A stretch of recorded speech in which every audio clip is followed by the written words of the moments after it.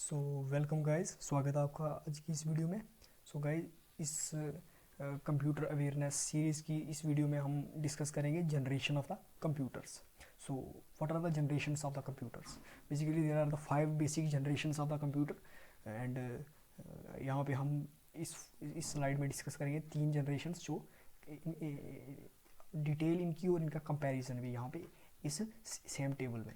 So in the first generation यहाँ पे क्या है, जो फर्स्ट जनरेशन थी वो स्टार्ट हुई थी ड्यूरिंग दिस पीरियड 1946 टू 1959। और इसमें क्या यूज़ किया जाता था उस टाइम? वैक्यूम ट्यूब्स यूज़ की जाती थी जो एज ए मेमोरी और सर्किट के लिए यूज़ की जाती थी for CPU, central processing units में। तो यहाँ पे क्या होता था कि मीन्स इलेक्ट्रिक सर्किट्स जो था वो काफ़ी बड़ा था और वैक्यूम ट्यूब्स वगैरह जो इस्तेमाल की जाती थी इसमें।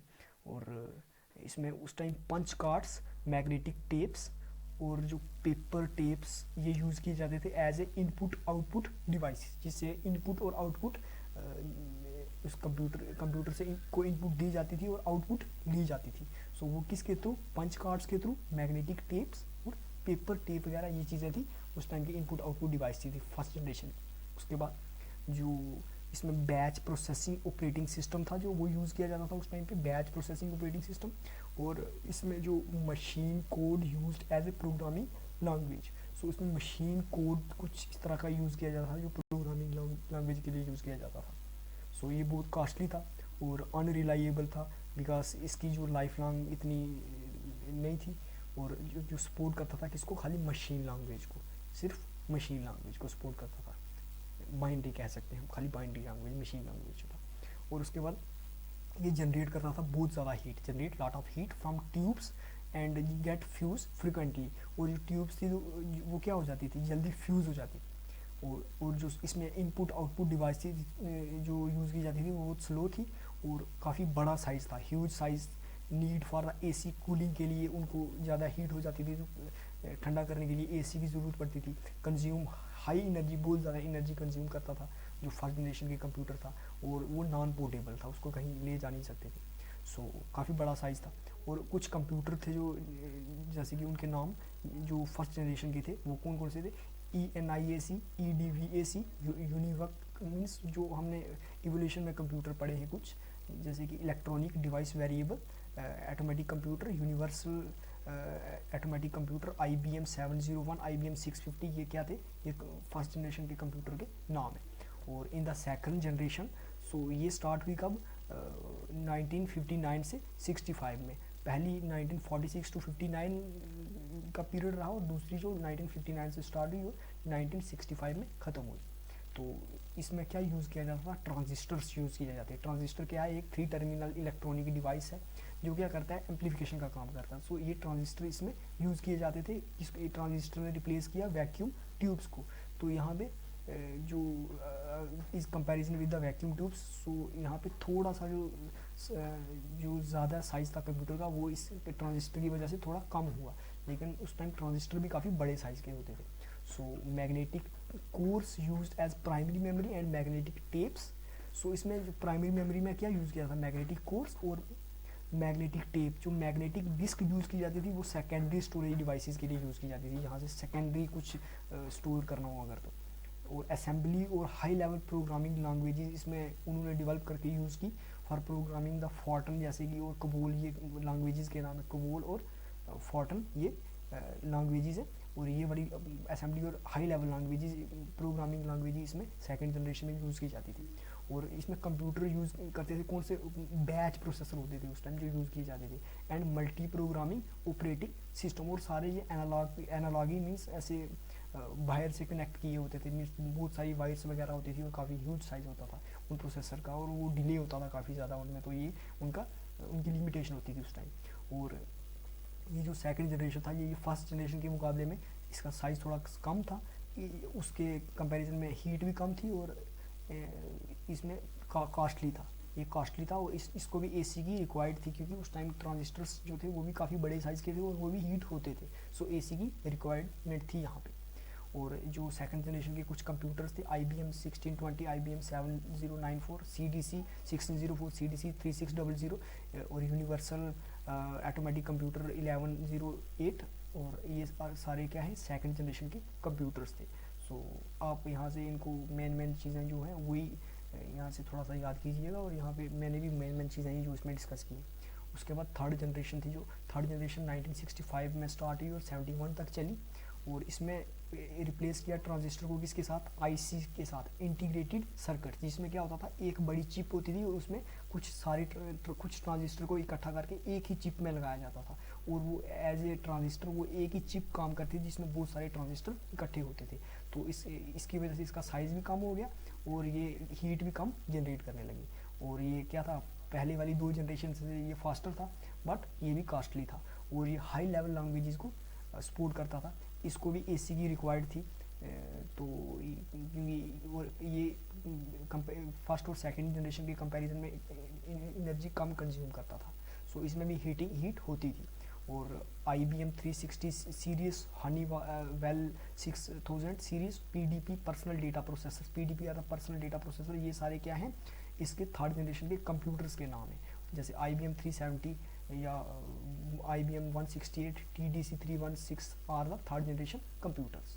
सो ये सारी क्या थे इसके थर्ड जनरेशन के कंप्यूटर्स थे। और इसमें हम यही कह सकते हैं कि पहली में वैक्यूम ट्यूब्स यूज़ हुए, सेकंड में ट्रांजिस्टर, थर्ड में इंटीग्रेटेड सर्किट्स आ गए, और इसमें जो सेकंड में उन्होंने फर्स्ट जनरेशन में उन्होंने कुछ पंच कार्ड्स वगैरह यूज़ किए, इस सेकंड में क्या किया उन्होंने कुछ मेमोरी स्टोरेज की मैग्नेटिक टेप्स, मैग्नेटिक डिस्क वगैरह यूज़ की, और थर्ड में उन्होंने कुछ ये ट्रांजिस्टर्स वगैरह यूज़ किए और फॉर स्टोरेज के लिए।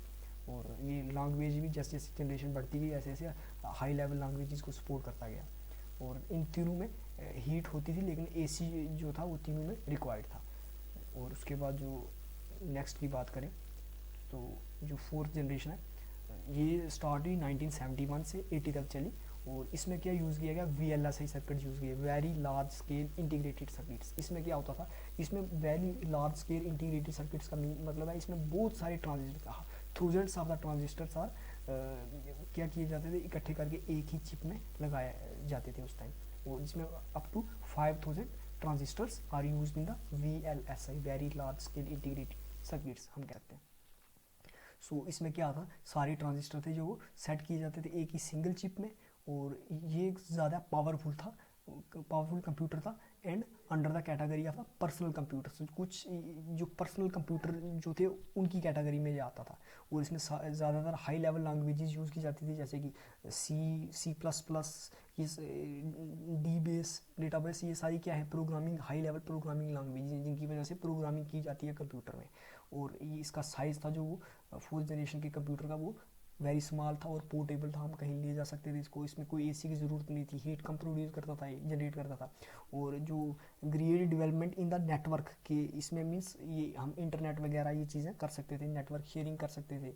और इसमें कुछ फोर्थ जनरेशन कंप्यूटर की जो कंप्यूटर्स हैं, DEC 10 star 1000, PDP personal data processor 11, Cray 1 super computer भी इसमें आता है, Cray XMP super computer are the fourth generation computers. ये कुछ फोर्थ जनरेशन कंप्यूटर के नाम है, और इसमें सुपर कंप्यूटर भी आता है फोर्थ जनरेशन में। और इन द फिफ्थ जनरेशन ये क्या हुआ, 1980 से आज टिल डेट तक ये फिफ्थ जनरेशन ही अभी चल रही है, जिसमें very large scale integrated circuits जो क्या बन गया, ultra very large scale integrated circuit बन गया, ULTR, ultra large scale technology बन गई, जिसमें मिलियंस ऑफ द ट्रांजिस्टर्स जो क्या है एक ही चिप में इकट्ठे करके लगाए जाते हैं, और ट्रांजिस्टर का साइज़ जैसे जैसे जनरेशन बढ़ती गई ट्रांजिस्टर का साइज़ छोटा होता गया।